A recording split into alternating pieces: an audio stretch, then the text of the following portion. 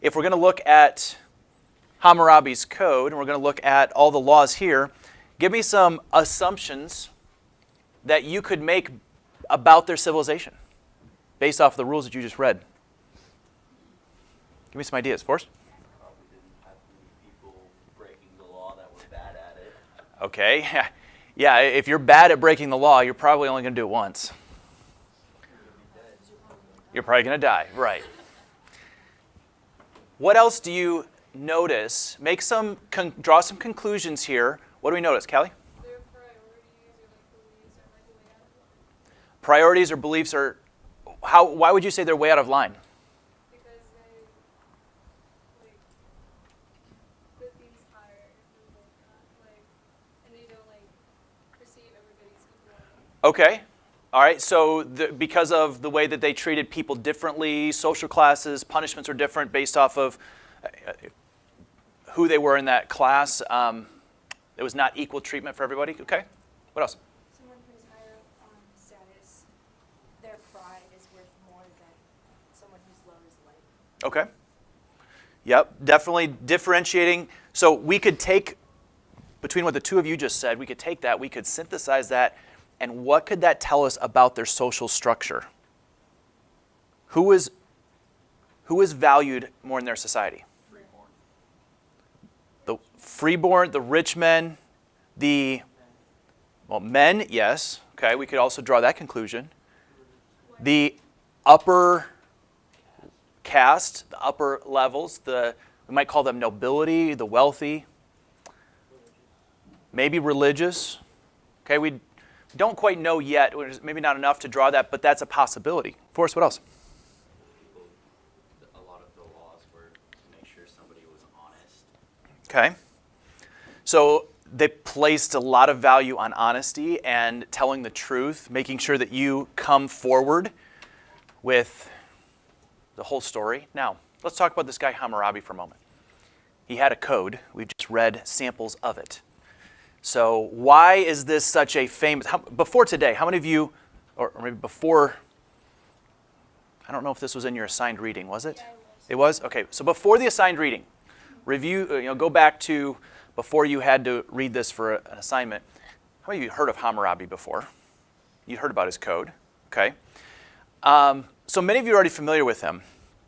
And he provides a framework for a lot of the way that the laws are built moving forward in future civilizations and future empires. So during his time, he helped to unite the land of Mesopotamia, very similar to the way that Sargon had done. Now, we said Sargon had gone off the scene. What had happened to Sargon and his civilization? They Collapsed, okay? We don't know exactly what, but somehow it collapsed, and then we have the disbursement and assimilation.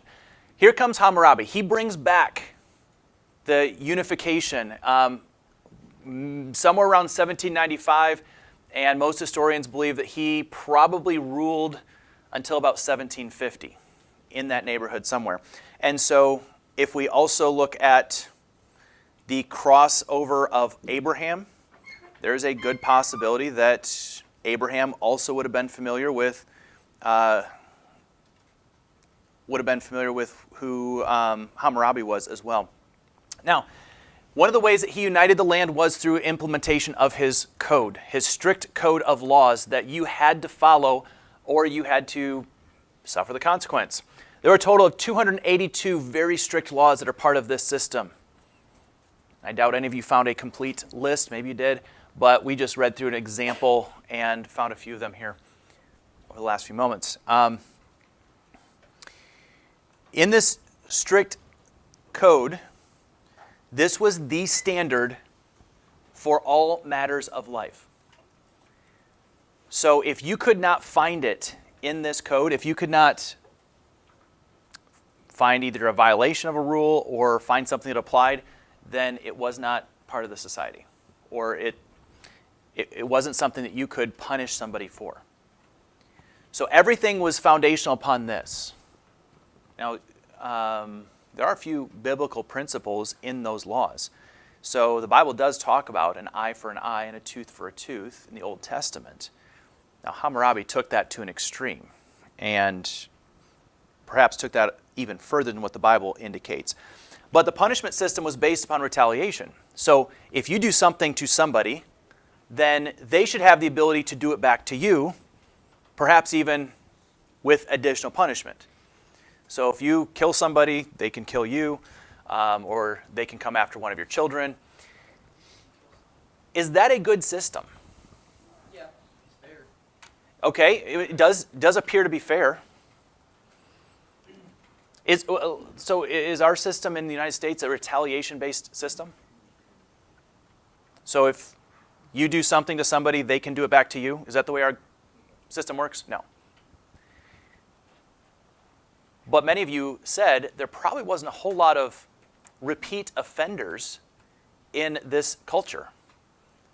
Do we see more repeat offenders in our culture? Yeah. So a little bit of this kind of depends on, are you in the habit of giving second chances? Are you in the habit of extending, we might use the term grace? Or is it you have to follow this law or else? Would you say that this is more of a law system that is based upon punishment or about encouraging people to do right?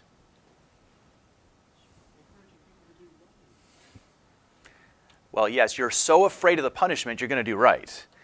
But I would argue this is more of a punishment-based system, and so they're looking to punish the people that violate the laws. Definitely not a, let's give them a second chance, let's encourage them to do right. That, to me, is the big difference in our earlier conversation between the two systems. While there is some overlap, a system that is based upon a desire to punish people is not looking to give second chances. A system that is looking to set up laws for the protection of people or set up laws for encouraging people to do good is often going to give second chances. So we can see that here in Hammurabi, and in other civilizations we can see contrast between the two as well. Now, let's go to some of their accomplishments here. First of all, there is their contribution to astronomy. Astronomy is the study of the heavens. They studied the stars, they studied the planets as best they could with the tools that they had. And there were a lot of important things that they learned about the environment around us. Now, the other side of that is astrology. And it would be important for you to be able to differentiate between the two of these. So know the difference or explain the difference between the two. Astrology is where you take the stars, their alignment, to interpret man's future events. So you're going to try to predict the future, or you're going to try to make decisions based on your interpretation of what you see in astronomy. So astronomy is simply just the study. Astrology is trying to interpret that study to help you make decisions, to help you predict the future, to help you guide you through life. That was their guiding point in their civilization. Because of the fact that they studied the stars and knew that they moved and knew that the earth moved, they would then use that to try to interpret how they should interact in their society.